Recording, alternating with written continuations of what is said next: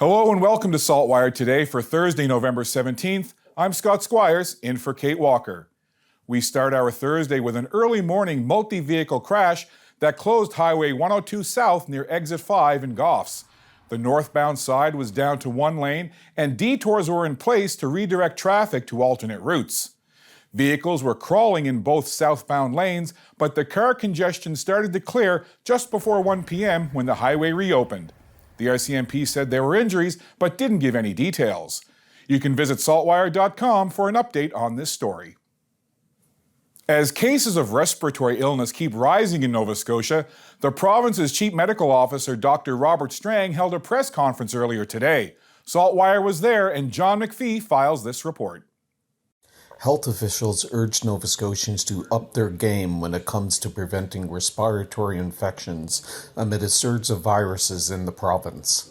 Dr. Robert Strang, Chief Medical Officer of Health, and Dr. Andrew Link, Pediatrics Chief at the IWK Health Centre, made the plea at a news conference on Thursday.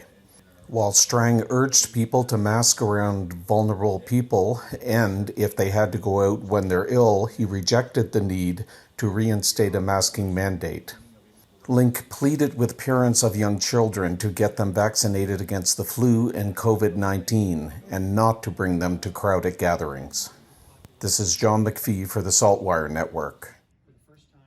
As overcrowding at Nova Scotia hospitals and emergency rooms continues to plague the province, Nova Scotia Health, in partnership with EHS Nova Scotia, will be providing mobile primary care clinics on Saturday, November 19th in Weymouth and on Saturday, December 3rd in Digby. These clinics will be for mild or moderate health concerns, and Nova Scotia Health recommends anyone with urgent or life-threatening issues to call 911 or visit an emergency department. More information can be found by visiting nshealth.ca/mobile primary care. The Public Gardens Foundation is looking to tear down their greenhouses and build a massive year-round Victorian greenhouse instead. SaltWire's Jen Taplin has the details.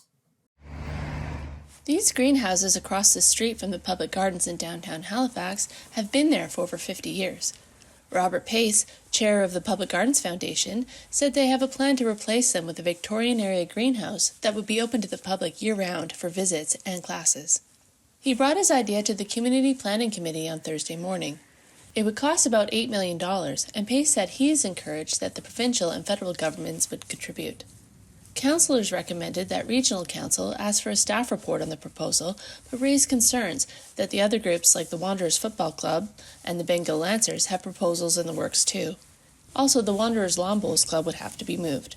In Halifax, I'm Jen Taplin for the SaltWire Network. It's time for Prices at the Pumps with fuel price insider Dan McTagg. Dan shares his thoughts on where fuel prices may be headed at midnight in Nova Scotia in light of the interrupter clause being used earlier this week. Good news, more to come, and especially on the diesel side. 8-9 cents a liter, likely a drop in diesel. That's something I'm sure that would be very welcome, despite the fact that it's in very short supply. Gasoline, the same. I think we're going to see about a 5 to 6 cent decrease. That's because it's dropped everywhere else. As an illustration, here in Ontario, gasoline is $157.9. The gulf of 20 cents a liter can't be explained simply by taxes. So expect a pretty significant decrease if you can hold off until tomorrow. I think it will put a few extra bucks in your jeans compared to buying it today. Dan will be back on Prices at the Pumps next week. It's time now for a glimpse of today's Thinking Out Loud with Sheldon McLeod. Today, Sheldon is speaking with Carrie Ernst of Independent Living Nova Scotia about Vicky Levac and living on her own, part of a new pilot project. For folks who might not know Jen ran for council a few years ago. This is something she's been very much passionate about. So tell us about this exciting announcement. And does Vicky Levac tie into the story? She does. This is a very exciting week for us here at ILNS. Vicky did move into community and Jen Pally was already in community, but this is a project, the shared services pilot is something that Jen Pally and ILNS started working on back in 2018. We did a business case trying to figure out how we could offer a 24/7 care model to government so that they could move folks out of long-term care and back into community. And, the most important part is that people ask, well, is it cheaper or whatever? The honest answer to that is it doesn't matter what the cost is. These individuals with severe physical disabilities have the same right to live in community as you and I. So that's where we're at. So we've got Vicky was our first move out from Arborstone on Monday. There are still moving boxes everywhere. And for Sheldon's full conversation, head to the opinion section of SaltWire.com. Time now for the Atlantic Sports Wire. The Halifax Mooseheads have hit a bit of a rough patch lately, losing their third consecutive game last night. They dropped a 7-4 decision in Acadie-Bathurst versus the Titans. Evan Boucher opened up the scoring, getting his first goal of the season for the Mooseheads, but the offense for the Titans was just too much. 7 players on Acadie-Bathurst recorded multiple points, including Josh Henneberry, who had 2 goals, and Riley Kidney, who had a goal and 2 assists. Brady Schultz had a 3-point night for Halifax and was named the game's 3rd star. In spite of the losing streak, the Mooseheads continue to lead the Maritimes division with 25 points. Halifax is back in action tomorrow night, 7 p.m. at Scotiabank Centre versus the St. John Sea Dogs.